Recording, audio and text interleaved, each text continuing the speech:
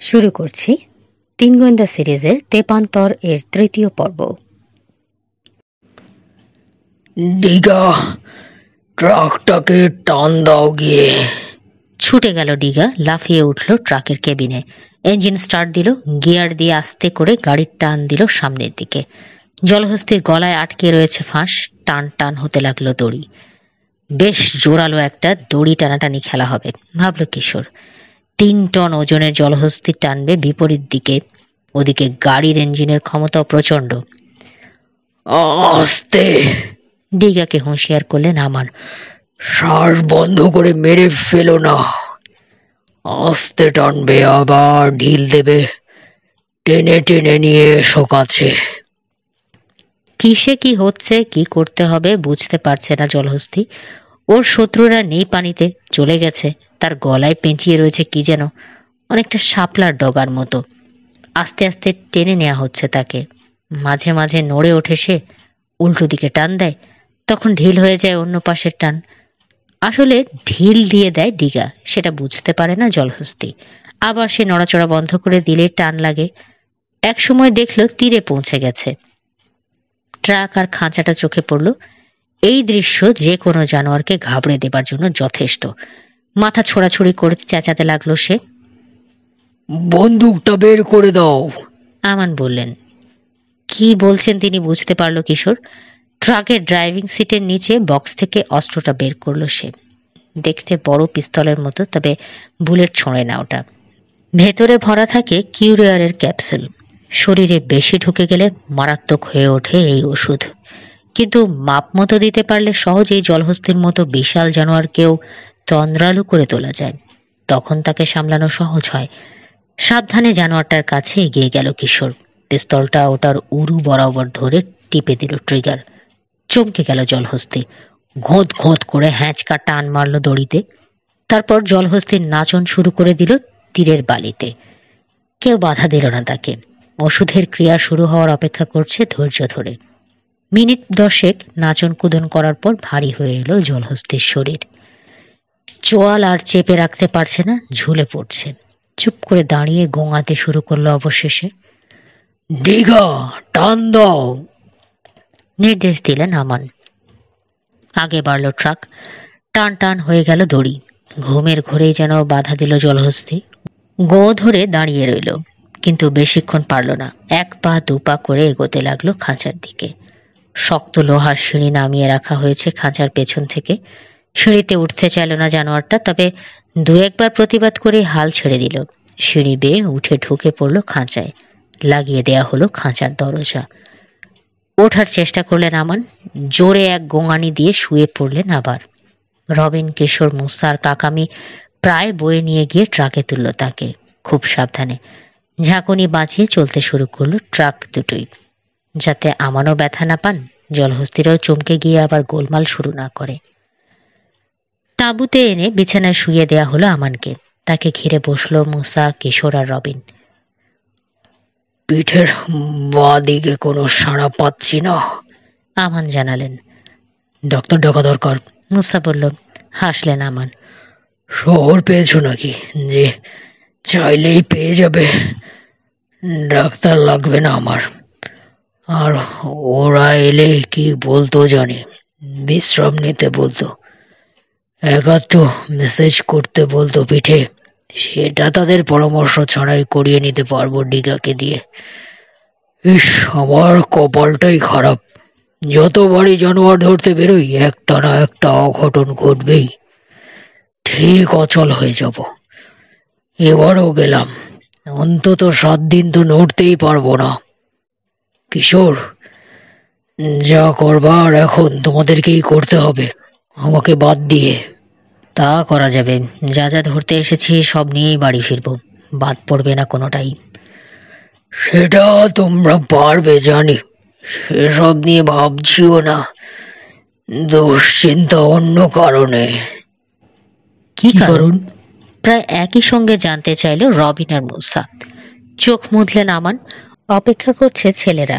অবশেষে চোখ মেললেন তিনি, বললেন, শুনলে হয়তো নার্ভাস হয়ে যাবে, তবে শোনাটাও তোমাদের উচিত।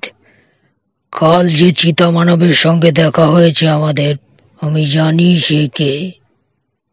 গায়ের কেউ? মুসা জিজ্ঞেস করলো। না, আমাদের ক্যাম্পেরই লোক। অবাক হলো মুসা।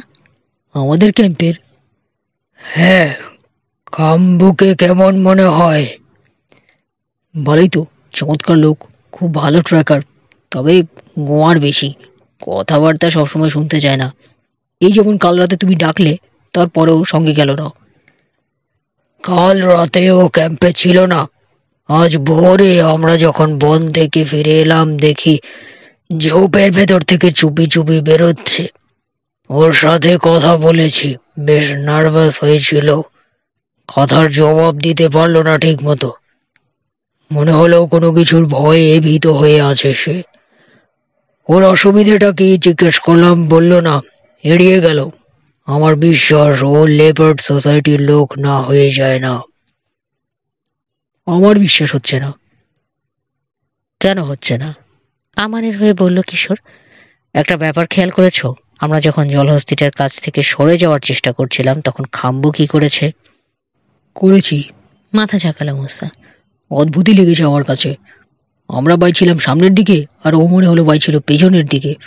ও ওরকম না করলে হয়তো সময় মতো সরে যেতে পারতাম আমরা, নৌকাটা ভাঙতে পারতো না জলহস্তি। ও ওরকম করেছে নৌকাটাকে জলহস্তির মুখে ফেলে দেওয়ার জন্যে। আমান বললেন। সোজা কথা, আমাদেরকে খুন করতে চাইছিল সে, জলহস্তি আর কুমিরকে দিয়ে। কিন্তু তত তো নিজেকেও বিপদের মুখে ঠেলে দিয়েছিল। কিভাবে বিপদ থেকে বেরিয়ে গেল দেখলে না? ও জানে কি করে পালাতে হয়। আমরা নৌকা ঠিক করতে গেলাম আর ও সোজা সাঁতরে চলে গেল, একটা মুহূর্ত সময় নষ্ট করলো না। হ্যাঁ, তা ঠিক। আর তীরে ওঠার পর খুব রেগে গিয়েছিল মনে হয়েছে, রবিন বলল। এমনভাবে আমাদের দিকে তাকাচ্ছিল যেন পারলে খেয়ে ফেলে। আমিও দেখেছি, কিশোর বলল। আর একবার যখন খুনের চেষ্টা করেছে, আরও করবে, সফল না হওয়া পর্যন্ত চালিয়ে যাবে। কিন্তু কেন? কি অপরাধটা করেছি আমরা তার কাছে? শুধু তার কাছেই নয়, পুরো লেপার্ড সোসাইটির কাছে অপরাধ করেছি আমরা। সোসাইটি সম্পর্কে পত্রিকায় যা যা পড়েছে বলে গেল কিশোর। মুসা, আফ্রিকাকে কালো মহাদেশ বলা হতো এক সময়, আজও তাই রয়েছে। তোমাদের দেশ এটা, কিন্তু তারপরেও নিশ্চয়ই স্বীকার করবে কথাটা। নিশ্চয় জানো গত কয়েক দশকে আফ্রিকার অসংখ্য দেশ স্বাধীন হয়ে গেছে, শ্বেতাঙ্গ বিদেশিদের তাড়িয়েছে এখান থেকে। আমেরিকার মতোই গণতন্ত্র আর প্রেসিডেন্ট সিস্টেম চালু করার চেষ্টা করেছে। অনেকে সফলও হয়েছে, তবে এই সাফল্য বেশিরভাগটাই শহর কেন্দ্রিক। শহরের বাইরে বুনো অঞ্চলে এখনো বুনো রয়ে গেছে আফ্রিকানরা, একেবারে আদিম, প্রাগৈতিহাসিক বললেও ভুল হবে না। আফ্রিকার দুর্গম বনাঞ্চলগুলোতে খুঁজলে এখনো মানুষ খেকো মানুষের সন্ধান মিলবে। বিদেশি পেলে ধরে ধরে খাবে ওরা, বিন্দু মাত্র দ্বিধা করবে না। ওরা তো বটেই, এখানকার শিক্ষিত মানুষেরাও বিদেশি দেখতে পারে না। শ্বেতাঙ্গদের চেয়ে বেশি ঘৃণা করে তাদেরকে, এদেশের যারা গিয়ে বিদেশিদের সঙ্গে হাত মিলিয়েছে। তা করুক, সেটা আমরাও করি। রাজাকারদের কে দেখতে পারে? রাজাকার কি? ও, জানো না? আমাদের মানে বাংলাদেশের মুক্তিযুদ্ধের সময় আমাদেরই কিছু জাত ভাই খান সেনাদের সঙ্গে হাত মিলিয়ে আমাদের বিরোধিতা করেছিল। ওদের নাম রাজাকার, স্বাধীনতার বিরুদ্ধ শক্তি, আমাদের ঘৃণার পাত্র। তাহলে তো ঠিকই আছে, বেঈমানদেরকে কেন পছন্দ করবে আফ্রিকানরা? না, তা করা উচিত নয়। আমি সেজন্য তাদেরকে দোষও দিচ্ছি না। আমার বক্তব্য হলো, শিক্ষিত মানুষেরা কেন বোঝে না কিংবা বুঝতে চায় না আমেরিকায় থাকলেই কোনো নিগ্রো তার স্বজাতির বিরুদ্ধে চলে গেল না? তোমরা কি গিয়েছো? আমেরিকানরা এসে যদি এখন আফ্রিকা দখল করতে চায় অন্যায়ভাবে, কার হয়ে কথা বলবে? অবশ্যই আফ্রিকানদের। অথচ এখানকার আফ্রিকানরা সেটা বোঝে না। যেহেতু তোমরা আমেরিকায় থাকছো, কাজেই তোমরা আমেরিকান। এদেশেই রক্ত থাকুক না তোমাদের শরীরে, তোমরা এদেশের শত্রু। আর আমি আর রবিন তো সত্যিকার অর্থে বিদেশি। আমাদের ওপর আক্রোশ তো থাকবেই, বিশেষ করে রবিনের ওপর, কারণ তার চামড়া সাদা। এখানকার গোপন সংস্থা মাও মাও এর নাম শুনেছ হয়তো। শ্বেতাঙ্গ আর তাদের দোসরদের খুন করার জন্য গড়ে উঠেছে ওই সংস্থা। 1952 সালে চরম পর্যায়ে পৌঁছে গিয়েছিল ওরা। তারপর ঝিমিয়ে যায়, কয়েক বছর চুপ থাকে, আবার মাথা চাড়া দেয় 58 সালে। পূর্ব আফ্রিকাতেই ওদের তৎপরতা বেশি। 20,000-এরও বেশি লোককে খুন করেছে ওই টেররিস্টরা। দলের অনেকেই অবশ্য খুন খারাপি পছন্দ করে না, কিন্তু ওদেরকে তা করতে বাধ্য করে সোসাইটি। কি করে বাধ্য করে? ওরা না করলেই হলো। না, হলো না। শক্ত সমর্থ যুবকদের ধরে নিয়ে আসে ওরা, অত্যাচারের ভয় দেখায়। তাতেও রাজি না হলে বলে বউ বাচ্চা আত্মীয় স্বজন পরিজনদের শেষ করে দেবে। কোনো কোনো ক্ষেত্রে দেয়ও, রাজি না হয়ে আর পারে না। তখন দেবতার নামে শপথ করানো হয় তাকে, যে শ্বেতাঙ্গ আর তাদের দোসরদের দেখলেই খুন করবে। শপথ শেষে খাওয়ানো হয় বিশেষ খাবার, তার মধ্যে থাকে মানুষের মগজ, রক্ত, ভেড়ার চোখ আর মাটি। ওয়াক থু করে থু ফেললো মুসা। লেবার সোসাইটির লোকেরাও একই রকম নাকি? হ্যাঁ, আর মাউমাউদের চেয়েও পুরনো। ভালো ভালো লোককে ধরে এনে খারাপ বানিয়ে দেয়, মানুষ খুন করতে বাধ্য করে। চিতা দেবতার নামে শপথ করানোর পর তাদেরকে পরতে দেয় চিতাবাঘের ছাল, বিশ্বাস করায় অলৌকিক ক্ষমতার অধিকারী বানিয়ে দেবে তাদেরকে চিতা দেবতা। এমন একটা সময় আসবে, মানুষ খুন করতে করতে যখন এই শক্তির অধিকারী হবে ভক্তরা, তারা তখন ইচ্ছে করলে চিতাবাঘ হয়ে যেতে পারবে, আর চাইলে চোখের পলকে মানুষ। সোসাইটির উচ্চপদস্থরা সবাই উইচ ডক্টর বা ওঝা। এই ওঝাদেরকে জমের মতো করে ভয় করে আফ্রিকানরা। জানোই তো, তাদের কথা অমান্য করার সাহস করে না কেউ। তার মানে খাম্বুকেও বাধ্য করা হয়েছে, আমাদেরকে খুন করতে বলা হয়েছে? মনে তো হচ্ছে সেই রকমই। তাহলে এক্ষুনি তাকে বের করে দেওয়া উচিত। আমি যাচ্ছি। দাঁড়াও দাঁড়াও, বাধা দিলেন আমান। মাথা গরম করো না। একটু আগেই তো বললে ও চমৎকার লোক, ভালো ট্র্যাকার। ওকে যেমন আমাদের দরকার, এ সময় ওরও আমাদেরকে দরকার। কারোর সাহায্য ছাড়া ভয়াবহ ওই ফাঁদ থেকে বেরোতে পারবে না ও। একটা খুনিকে সাথে রাখা খুবই বিপজ্জনক, এটা ঠিক, কিন্তু তাকে তাড়ালে বিপদ বাড়বে বই কমবে না। বেরিয়ে গিয়ে আরো রেগে যাবে ও, আমাদেরকে খুন না করে ছাড়বে না। তার চেয়ে ভেতরেই থাকুক, ওর উপর চোখ রাখা সহজ হবে। মোট কথা, এখন থেকে খুব সাবধানে থাকতে হবে আমাদের। আসলে তোমার ইচ্ছেটা কি? কিভাবে কি করতে চাও? এখনো জানি না, একটা কিছু বেরিয়ে আসবেই। আপাতত কিছু বলবো না আমরা খাম্বুকে। ওর মতো থাকুক, আমরা যে সন্দেহ করেছি এটা যেন সে বুঝতে না পারে। অনেকগুলো সমস্যা হিসাব করেছে কিশোর, একসঙ্গে এসে হাজির হয়েছে। সমস্যা সে পছন্দই করে, কিন্তু সেটা রকি বিচ হলে। এখন অতটা পছন্দ করতে পারছে না। 1 নম্বর সমস্যা মিস্টার আমানের দুর্ঘটনা। 2 নম্বর সমস্যা, জানোয়ার সংগ্রহের দায়িত্বটা এখন পুরো এসে পড়েছে তাদের ওপর। 3 নম্বর, চিতার মানব। আর 4 নম্বর, জেনারেল হুডিনি। আমানের তাঁবু থেকে বেরিয়ে এলো জেনারেল, ছবি তোলার সময় পোজ দেওয়ার জন্যে। যে লোকটা চিতাবাঘের ছাল ছাড়াতে বসেছে তার সাথে গিয়ে তর্ক শুরু করলো।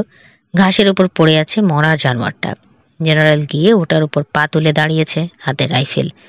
শেষে আর কিছু না বলে সরে দাঁড়ালো লোকটা। ডিগাকে ক্যামেরা আনতে বলল জেনারেল। এগিয়ে গেল কিশোর, তাকে দেখে বলে উঠল হুডিনি, পাশা যে, ঠিক সময় এসেছো। নিশ্চয়ই ভালো ছবি তুলতে পারো তুমি। আমেরিকান ছেলেরা নাকি পারে, ডিগা ভালো পারবে না। ছবিটা তুমি তুলে দাও। কেন?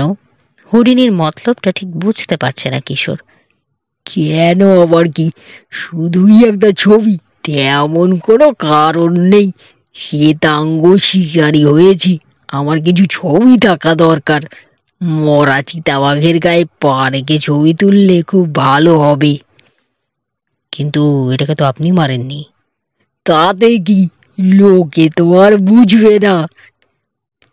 কিন্তু আপনি যে কাজটা করেননি সেটার জন্য বাহবা চাইছেন কেন? ও, হিংসে লাগছে? তাহলে তুমিও একটা তুলে নিও। হাজার হাজার চিতাবাঘ মেরেছি আমি, জানো। তখন সাথে ক্যামেরা ছিল না, নইলে ছবি কি আর তোলা যেত না। এখন ক্যামেরা আছে, মরা একটা বাঘও আছে, ছবিটা না হয় তুলেই নিলাম। তুমি আমারটা তোলো, আমি তোমারটা তুলে দেব। তোমার ছবি যাকে খুশি গিয়ে দেখিয়ে বলো তুমি মেরেছো। হেসে ফেলল কিশোর। অসংখ্য ধন্যবাদ জেনারেল, আমার ছবি লাগবে না। দাঁড়ান, ঠিক হয়ে দাঁড়ান। ডিগার হাত থেকে ক্যামেরা নিয়ে চোখে লাগালো সে। ছবি তুলে ওটা আবার ডিগাকে ফিরিয়ে দিয়ে হাঁটতে শুরু করলো। আনমনেই হাসছে কিশোর। জেনারেলের মতো এমন লোক আর দেখেনি। খাওয়া আর এরকম ছবি তোলাতুলি নিয়ে যতক্ষণ থাকবে ততক্ষণ কোনো ভয় নেই, কিন্তু ওর মতো একটা লোককে সাফারি কিংবা জন্তু জানোয়ার ধরার সময় সাথে নিয়ে যাওয়া খুব বিপজ্জনক। এই ভুয়া শ্বেতাঙ্গ শিকারীর ওপর নজর রাখতে হবে, নইলে যে কোনো সময় নিজেকে তো বটেই, দলের সবাইকে ভীষণ বিপদে ফেলে দিতে পারে লোকটা। হঠাৎ তীক্ষ্ণ চিৎকার শুনে ঝট করে ঘুরে দাঁড়ালো কিশোর। ইতিমধ্যে বিপদে পড়ে গেছে জেনারেল। গলা ফাটিয়ে চিৎকার করতে করতে উন্মাদ নৃত্য জুড়েছে। পাগলের মতো খামচা খামচি করে গা থেকে ছিঁড়ে খুলে ফেলতে লাগলো জ্যাকেট, শার্ট, প্যান্ট। শরীরের এখানে ওখানে থাবা মারছে, ঝাড়ছে। এক জায়গায় কিছুতেই যেন স্থির রাখতে পারছে না পা। কি হয়েছে আন্দাজ করে ফেলল কিশোর। সৈনিক পিঁপড়ে মরা চিতাবাঘের গন্ধে আকৃষ্ট হয়ে এসেছিল। ওটার গায়ে যখন পা রেখেছে জেনারেল, তখন জুতো বেয়ে গায়ে উঠে পড়েছে। এখন ইচ্ছে মতো কামড়াচ্ছে। দৌড় দিল কিশোর। আরে, চেঁচিয়ে উঠল জেনারেল, জলদি করো না, খেয়ে ফেললো তো, মেরে ফেললো। কিশোর যখন তাকে কোনো গুরুত্বই দিল না, অবাক হয়ে গেল জেনারেল। ভয়াবহ সৈনিক পিঁপড়ের ব্যাপারে বাস্তব অভিজ্ঞতা আছে কিশোরের। আমাজনের জঙ্গলে দেখেছে কি ভয়ঙ্কর ধ্বংসলীলা চালায় এই পিঁপড়ে। আফ্রিকান পিঁপড়েগুলো সমান মারাত্মক, কোনো কোনো ক্ষেত্রে বরং বেশি। দল বেঁধেই গই, চলার পথে জীবন্ত যা কিছু পড়ুক খতম করে দেবে। মানুষ এমনকি হাতিও রেহাই পায় না ওদের আক্রমণ থেকে, জ্যান্ত খেয়ে ফেলে। আগুন, আগুন জ্বালো! চিৎকার করে আদেশ দিল কিশোর। ক্যাম্পের চারপাশে আগুন জ্বালা দাও। ক্যাম্পের মধ্যে ঢুকে পড়েছে অনেক পিঁপড়ে। মূল দলটা রয়েছে পেছনে, কমপক্ষে মাইলখানেক লম্বা হবে। ওগুলো ঢুকতে পারলে আর রক্ষা থাকবে না। জেনারেলের দিকে সেজন্যই নজর দিল না কিশোর। সোজা এসে আমানের তাঁবুতে ঢুকলো সে। অসহায় একজন মানুষকে আক্রমণ করলে সহজেই শেষ করে দিতে পারবে পিঁপড়েরা। আহত আমানকে এখন প্রায় অসহায়ই বলা চলে। পিঁপড়ে! চেঁচিয়ে বলল কিশোর। ওই একটা শব্দই যথেষ্ট। সমস্ত চিত্র পেয়ে গেলেন আমান। বললেন, এখানে ঢোকেনি এখনো, জলদি গিয়ে জলহস্তিটাকে বাঁচাও। তাঁবু থেকে বেরিয়ে আবার দৌড় দিল কিশোর। খাঁচার দরজা খুলে জলহস্তিটাকে বের করে দেবে প্রয়োজন হলে, তবু অসহায় একটা জানোয়ারকে পিঁপড়ের শিকার হতে দেবে না। আতঙ্কে থরথর করে কাঁপছে এত বড় দানবটাও। বুঝে গেছে বিপদ, অথচ তখনও ট্রাকের চাকা বেয়ে উঠতে আরম্ভ করেনি পিঁপড়েরা। লাফিয়ে ট্রাকের ড্রাইভিং সিটে উঠে বসলো কিশোর। ভালোই চালাতে পারে, যদিও ড্রাইভিং লাইসেন্স পায়নি এখনো। ইঞ্জিন স্টার্ট দিয়ে ট্রাকটাকে ক্যাম্প থেকে কয়েকশো গজ দূরে সরিয়ে আনলো। ওর এর পরের ভাবনা হলো চিতাবাঘের বাচ্চা দুটো। ইস, মুসা আর রবিন থাকলে এখন অনেক উপকার হতো। ক্যাম্পে নেই ওরা। .22 রাইফেল আর এয়ারগান নিয়ে বেরিয়েছে পাখি শিকার করতে। বাচ্চা দুটোকে বাঁচাতে হবে, আর সিম্বাকেও। জলহস্তিটা ট্রাক রেখে দৌড়ে আবার ক্যাম্পে ফিরে এলো সে। দু চারটা পিঁপড়া উঠে পড়েছে তার শরীরে, থাবা দিয়ে ঝাড়া মেরে ফেলার চেষ্টা করলো। অদ্ভুত একটা কাণ্ড করে জানোয়ারেরা। সৈনিক পিঁপড়ের দলকে আসতে দেখলে পালানোর সময় আছে বুঝেও যেন বোঝে না, অনড় হয়ে যায়। বোধহয় প্রচন্ড আতঙ্কেই, অথচ চেষ্টা করলে ছুটে পালিয়ে যেতে পারে। দেখলেও সিম্বা আর বাচ্চাগুলো গা ঘেঁষাঘেঁষি করে রয়েছে, আর গায়ের পুরনো শার্টটা খুলে নিয়ে ওদের আশেপাশের মাটিতে বাড়ি মারছে খাম্বু। বাঘ সিংহকে ভয় পায় না যে সিম্বা, পিঁপড়ের ভয়ে সেই এখন কেঁচো হয়ে গেছে। কিশোরকে অবাক করলো খাম্বু। এই কি সেই লোক, খুনি, যে মানুষ খুন করতে পিছপা হয় না? ইচ্ছে করলে পালিয়ে যেতে পারে, কিন্তু তা না করে কয়েকটা জানোয়ারকে বাঁচাতে জীবনের ঝুঁকি নিতে যাচ্ছে। পিঁপড়ে উঠে পড়েছে শরীরে, যত্রতত্র কামড়াচ্ছে, টেরই পাচ্ছে না যেন সে। সেদিকে নজর না দিয়ে কিভাবে জানোয়ারগুলোকে বাঁচাবে সে চেষ্টা করছে। এরকম চরিত্রের একজন খুনিকে অপছন্দ করবে কে? মিস্টার আমান ঠিকই বলেছেন, এরকম একটা লোক বিপজ্জনক হলেও তাকে সাথে রেখে দেয়া, তাকে অশুভ শক্তির কবল থেকে রক্ষা করা উচিত। নিজেদের তাগিদে ক্যাম্পের চারপাশ ঘিরে আগুন জ্বেলে দিয়েছে কুলিরা।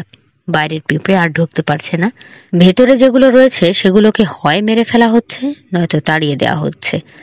আগুন দেখে গতিপথ বদল করে ফেলেছে মূল দলটা। মোড় নিয়ে রওনা হয়ে গেছে পাশের বনের দিকে। কিশোর আন্দাজ করলো জলহস্তির ট্রাকটা ওদের গতিপথে পড়বে না। হাঁফ ছাড়ল কিশোর। এতক্ষণে জেনারেলের দিকে নজর দেওয়ার সময় পেল। একটা সুতো নেই আর এখন শ্বেতাঙ্গ শিকারের পরনে, একেবারে দিগম্বর। নাচাকুদা কিছুটা কমেছে, তবে শরীরের এখানে ওখানে খামচা খামচি আর চুলকুনি বেড়েছে। এখনো কামড়াচ্ছে তাকে পিঁপড়েরা। বিশাল এক একটা আধ ইঞ্চি লম্বা, শুধু শরীরটাই পাপাদ। ধারালো বাঁকা চিমটা দিয়ে কামড়ে ধরেছে মাংসে, কেটে না আনা পর্যন্ত আর ছাড়ছে না। ধরে টান দিলেও ছাড়ে না, মাথা ছিঁড়ে যায়, কিন্তু চিমটা বেঁধানোই থেকে যায় মাংসে। ছুরি বের করলো কিশোর, ছেঁড়া মাথাগুলো চেঁচে ফেলতে লাগলো জেনারেলের শরীর থেকে। সামান্যতম কৃতজ্ঞতা বোধ নেই হরিণীর, খেঁকিয়ে উঠল, এতক্ষণ পরে এলে? কোলা ব্যাঙের ঘর ঘর বেরোলো তার গলা দিয়ে। এক নাগাড়ে চেঁচিয়ে শুকিয়ে খসখসে করে ফেলেছে গলা। আবার কাপড় পরতে শুরু করলো সে। শরীরের কাঁপুনি তখনও বন্ধ হয়নি। বাবুর্চির দিকে ফিরল কিশোর, জিজ্ঞেস করলো, কফি আছে? অনেক। বানাও। বানানোই আছে। রান্নার কাজে ব্যস্ত ছিল বাবুর্চি আগুনের কাছে, ফলে একটা পিঁপড়েও তার কাছে ঘেঁষেনি। পুরোপুরি সুস্থ আছে সে। কামড় খাওয়াদেরকে সেবা করার কাজে লাগলো এবার। কড়া গরম কফি একটা ক্যান্টিনে ভরে এনে দিল কিশোরের হাতে। খানিকটা জেনারেলকে খেতে দিয়ে ক্যান্টিনটা ঝুলিয়ে রাখলো নিজের কাঁধে, যদি আর কারো প্রয়োজন হয় চায়। কফি খেয়ে খানিকটা সুস্থ বোধ করলো হরিণী। বড় বড় কথা আর গাল গল্প শুরু করে দিল আবার। এমন ভঙ্গিতে ক্যাম্পের চারপাশ ঘুরে ঘুরে দেখতে লাগলো যেন সেনাবাহিনী পরিদর্শন করছে কোনো জেনারেল।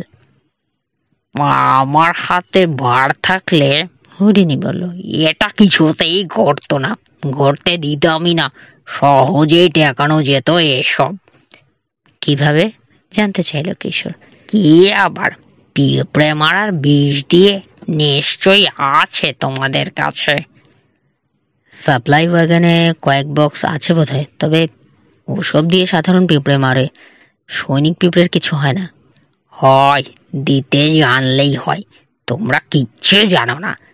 এখনো ভয়ানক বিপদের মধ্যে রয়েছে এই ক্যাম্প, বুঝতে পারছো সেটা? পারছো না। বাচ্চা ছেলে বুঝবে কি? আগুন দেখে আপাতত ঘুরে গেছে দলটা, কিন্তু যে কোনো সময় মত পাল্টে আবার ফিরে আসতে পারে। তবে ভয় নেই, আমি যখন আছি সব ঠিক করে দেব। সাপ্লাই ওয়াগন কোনটা জেনে নিয়ে সেদিকে সোজা চলে গেল হরিণী। বক্স আর প্যাকেট ঘেঁটে পিঁপড়ে মারার বিষের একটা টিন নিয়ে নেমে এলো। মনে মনে হাসলো কিশোর, ওই বিষ দিয়ে সৈনিক পিঁপড়ে মারবে, হা হা। চেষ্টা করে দেখুক গে, শুধু কামড় খেয়ে আবার ফিরে আসতে পারলে হয়। শুকনো ঘাস কুটো, লতা পাতা আর ডাল দিয়ে আগুন জ্বেলেছে কুলিরা। কোনো কোনো জায়গায় সেগুলো পুড়ে গেছে, ধিকি ধিকি আগুন রয়েছে এখন শুধু এখানে ওখানে। সেরকম একটা জায়গা বীর দর্পে লাফিয়ে পেরোলো জেনারেল।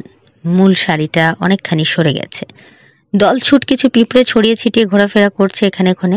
সেগুলোর কাছে গিয়ে দাঁড়ালো সে, তবে নিরাপদ দূরত্বে, পা বেয়ে উঠে এসে যাতে আবার কামড়াতে না পারে। কিছুটা বিষ ছিটালো ওগুলোর গায়ে। একটুও শঙ্কিত মনে হলো না পিঁপড়েগুলোকে, যেমন চলাফেরা করছিল তেমনি করছে। 1 ফুট লম্বা একটা সারি দিয়ে এগিয়ে চলেছে পিঁপড়েরা। গায়ে গায়ে লেগে রয়েছে, এক বন থেকে বেরিয়ে আরেক বনে ঢুকছে সারিটা। যে বন থেকে বেরিয়েছে সেদিকে চলল হরিণী, ঢুকে পড়ল ঘন ঝোপঝাড়ের ভেতরে। তারপর সন্তুষ্ট হয়ে কিছুক্ষণ পরে ফিরে এলো ক্যাম্পে। পিঁপড়েদের চলার বিরাম নেই, কোনো ব্যাঘাত ঘটছে বলেও মনে হলো না। 1 ঘন্টা ধরে ওরা আসতেই থাকলো, তারপর কমে এলো ধীরে ধীরে। বিপদ কেটে গেছে। আগুনে নতুন করে আর কুটো ফেললো না কুলিরা। ধীরে ধীরে নিভে গেল আগুন। আত্মবিশ্বাস আবার পুরো ফিরে এসেছে হরিণীর। কিশোরের দিকে তাকিয়ে চওড়া হাসি হেসে বলল, কি করলাম নিজের চোখেই তো দেখলে। ভাগ্যিস বিষের কথা মনে হয়েছিল আমার। দেখলে কি রকম কাজটা হলো। এরপর এরকম বিপদে পড়লে আশা করি আর অসুবিধে হবে না। কি করতে হবে সে তো শিখিয়েই দিলাম তোমাকে। বিষে যে একটা পিঁপড়ে মরেনি সে কথা বলার ইচ্ছে হলো একবার কিশোরের। বলল না, কে যায় পাগলের সঙ্গে তর্ক করতে, বরং হেসে যেন জেনারেলের কথাতেই সায় জানিয়ে চুপ করে রইল সে। বনের ভেতর থেকে ভেসে এলো হই হট্টগোল, চেঁচামেচি, খ্যাঁক খ্যাঁক, কাশি, সব যেন একযোগে শুরু হয়ে গেল। তার মধ্যে শোনা গেল অনেকটা মানব শিশুর যন্ত্রণা কাতর চিৎকারের মতো শব্দ আর মায়ের আর্তনাদ। কান পেতে শুনছে কিশোর, বুঝতে পারছে কারা হট্টগোল করছে। বেবুন। আগের দিনই বনের মধ্যে বেবুনের বিশাল একটা দল দেখেছে। কি হয়েছে ওগুলোর? মিস্টার আমানের তাঁবুতে ঢুকে অর্ডার শিটটা বের করলো সে। হ্যাঁ আছে, বেবুনের নাম লেখা রয়েছে। একটা সার্কাস দল দুটো বেবুন চায়। গিয়ে দেখবে নাকি, ভাবল সে।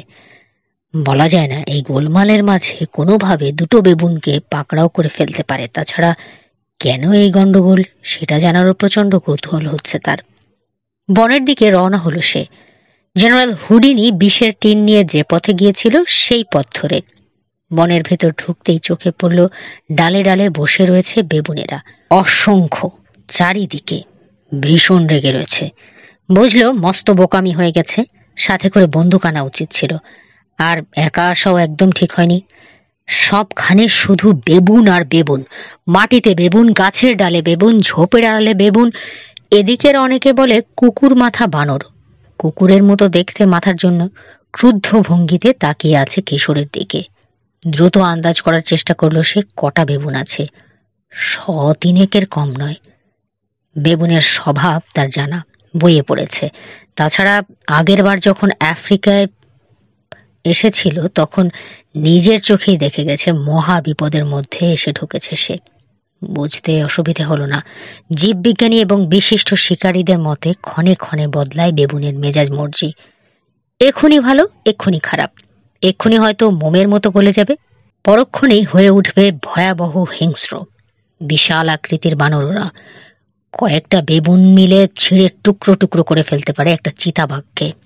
ওদেরকে ভয় করার আরেকটা প্রধান কারণ হলো ওরা বুদ্ধিমান, অনেকটা মানুষের মতোই রেগে যায়।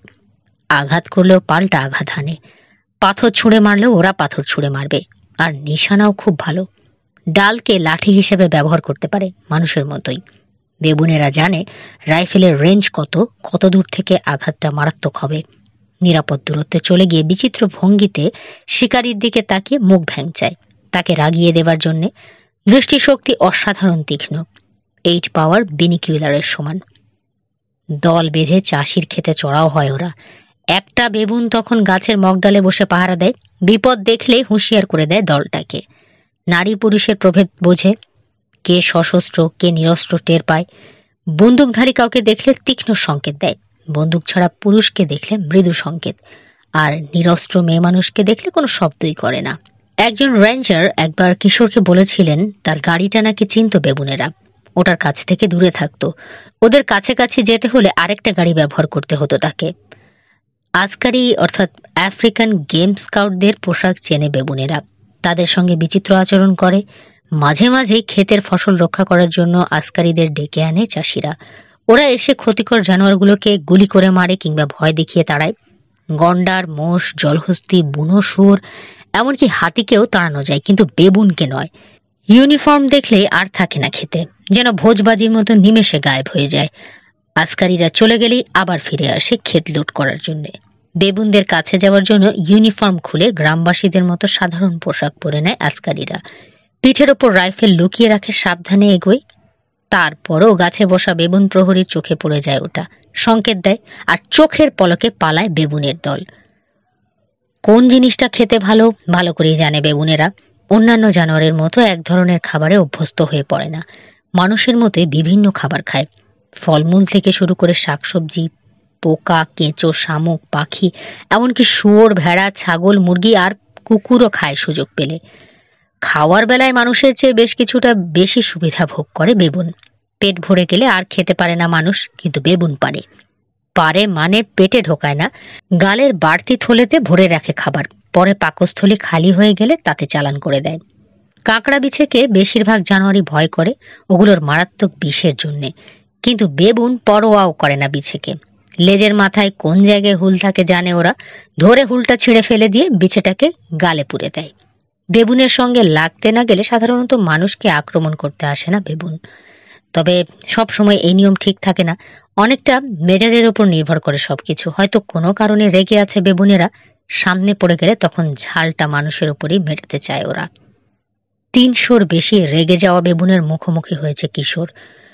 ওদেরকে সে রাগায়নি, তবে অন্য কেউ রাগিয়েছে তাতে সন্দেহ নেই। কে? ওদের ক্যাম্পের কেউ?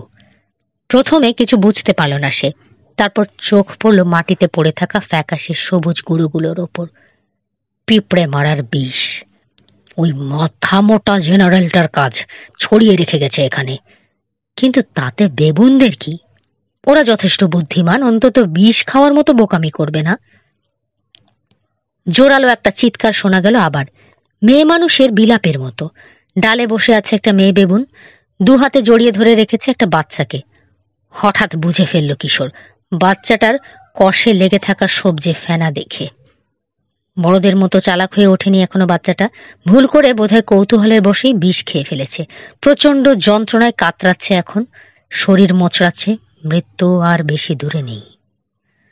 জেনারেল হরিণীকে শাস্তি দিতে পারছে না বেবুনেরা, কিন্তু তার সঙ্গী আর একটা মানুষ রয়েছে হাতের কাছেই। খুনের নেশা দেখতে পেল কিশোর ওগুলোর চোখে। বিশাল সদন্ত বের করে ভয়ঙ্কর ভঙ্গিতে খেঁকিয়ে উঠল ওগুলো। রাগে চিৎকার করে লাফালাফি শুরু করলো ডালে ডালে। কিশোর জানে সামান্যতম ভুল করলেই এখন যমদূতের মতো তার উপরে সে ঝাঁপিয়ে পড়বে বেবুনের দল।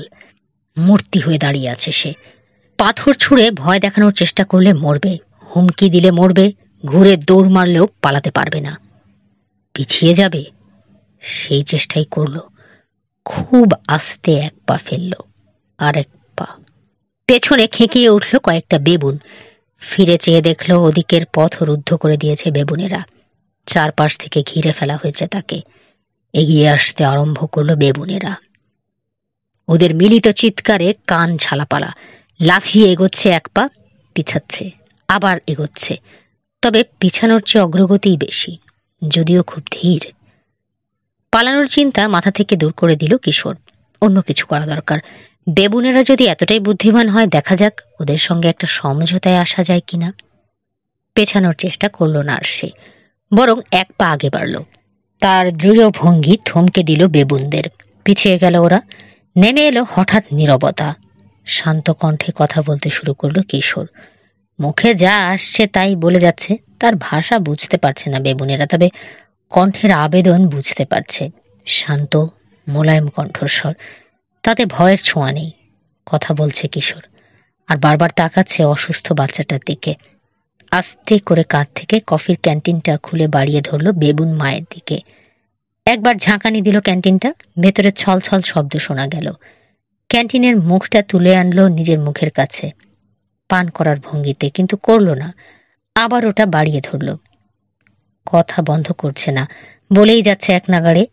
আরেক পা আগে বাড়ল কিশোর। চেঁচিয়ে উঠে পিছিয়ে গেল বেবুন মাতা, কিন্তু তাকে পালাতে দিল না পেছনের বেবুনেরা। আটকে ফেলল। তিনটে বয়স্ক বিজ্ঞ বেবুন যেন তার সাথে আলোচনায় বসলো। ভাবভঙ্গিতে তাই মনে হচ্ছে। নিজেদের ভাষা, অর্থাৎ ছোট ছোট ঘোঁত ঘোঁত আর চাপা খেঁক খেঁক মিলিয়ে কথা বলছে। যেন বলছে মানুষটা খারাপ না, সাহায্য করতে চায় বাচ্চাটাকে। মাকে বোঝানো কঠিন হলো। বাচ্চাটাকে বুকে জড়িয়ে ধরে সরে যাওয়ার চেষ্টা করলো বারবার। কিশোরকে আরো 2 পা আগে বাড়তে দেখে আতঙ্কে চিৎকার করে উঠল। দুটো দল হয়ে গেল যেন বেবুনদের। একদল মেয়েটার পক্ষে, আরেক দল বয়স্কদের পক্ষে। তর্কাতর্কি বাঁধিয়ে দিল যেন। ওদের দাঁত খিঁচানো আর গর্জন আবার অস্বস্তিতে ফেলে দিল কিশোরকে। চেঁচামেচি না কমা পর্যন্ত চুপ করে দাঁড়িয়ে রইল সে। তারপর আবার নরম গলায় কথা বলতে লাগলো। আরেকবার বাড়িয়ে দিল ক্যান্টিনটা। শেষে বাচ্চাটাই সিদ্ধান্ত নিয়ে ফেলল কিশোরের পক্ষে। বড় বড় গোল চোখ মেলে কিশোরকে দেখতে দেখতে হঠাৎ হাত বাড়িয়ে দিল। কিশোর নড়ল না। মায়ের কোল থেকে নামার চেষ্টা করতে লাগলো বাচ্চাটা। মানুষের বাচ্চার মধ্যে স্বাভাবিক কৌতূহল। নতুন জিনিসটা নিয়ে খেলার জন্য ছটফট করছে। জোরে জোরে গোঙাতে শুরু করলো। শেষে মা রেগে গিয়ে ওটার লাল নিতম্বে জোরে এক চড় লাগিয়ে দিল। বাচ্চাটাকে নিয়ে আরেকবার সরে পড়ার চেষ্টা করলো, পারল না। চারদিক থেকে ঘিরে আটকে ফেলা হয়েছে তাকে। কিশোরের মাত্র কয়েক ফুট দূরে রয়েছে মা আর বাচ্চাটা। হাঁটু গেড়ে বসে পড়ল সে। ভয় এখনো কাটেনি পুরোপুরি, তবে সেটা চোখে মুখে ফুটতে দিচ্ছে না। হাঁটুতে ভর দিয়ে ইঞ্চি ইঞ্চি করে এগোতে লাগলো সে। বুকের খাঁচায় ধড়াস ধড়াস করছে হৃৎপিণ্ডটা। বিপজ্জনক পরীক্ষা চালাতে যাচ্ছে সে। তেতো এই কালো কফিতে কি বিষের ক্রিয়া কাটবে? এমনও হতে পারে কফি খেয়ে বিষক্রিয়া আরো বেড়ে গিয়ে বাচ্চাটার মৃত্যু ত্বরান্বিত করতে পারে। আর তা যদি হয়, তারপর আর মিনিট খানেকও বাঁচবে না ডাক্তার। ছিঁড়ে টুকরো টুকরো করে ফেলা হবে তাকে। তাকিয়ে রয়েছে বেবুনেরা, চোখে সন্দেহ। তবে কিশোরের আচরণ, তার কণ্ঠস্বর আশ্বস্ত করল ওদেরকে। অন্যান্য বুনো জানোয়ারের মতোই সাহসিকতাকে শ্রদ্ধা করে ওরা। কিশোর পালাতে চেষ্টা করলে বাঁচতে পারত না। তার শান্ত কণ্ঠ আর সাহস থামিয়ে দিয়েছে বেবুনগুলোকে। বিস্মিতও হয়েছে ওরা। অবশেষে বাচ্চাটার নাগালের মধ্যে পৌঁছে গেল কিশোর। খপ করে ক্যান্টিন চেপে ধরল বাচ্চাটা। ছাড়ল না কিশোর। খুব সাবধানে চারপাশের রাগান্বিত গুঞ্জনকে উপেক্ষা করে আরও কয়েক ইঞ্চি এগোলো। ক্যাপ খুলল ক্যান্টিনের। তারপর আস্তে কাত করে মাত্র কয়েক ফোঁটা কফি ঢালল। এক ফোঁটাও মাটিতে পড়তে দিল না বাচ্চাটা। হাঁ করে মুখে নিয়ে নিল তিক্ত তরল। আরও ঢালল কিশোর। বাচ্চাটার গলার ভেতর পড়তে লাগলো কফি। তরল পদার্থ গলায় আটকে যাওয়ায় মুখ বন্ধ করে গলার টান করলো বাচ্চাটা। মাথা ঝাড়া দিল একবার, তারপর আবার মুখ খুলল। ঢেলে দিতে লাগলো কিশোর। মরবে না বাঁচবে বাচ্চাটা? এরই সাথে শেষ হচ্ছে তেপান্তর এর 3য় পর্ব। পরবর্তী পর্ব শুনতে এবং নতুন নতুন আরও অনেক গল্প শুনতে সাথে থাকুন গল্প বাই ঘাসফড়িং এর। ধন্যবাদ।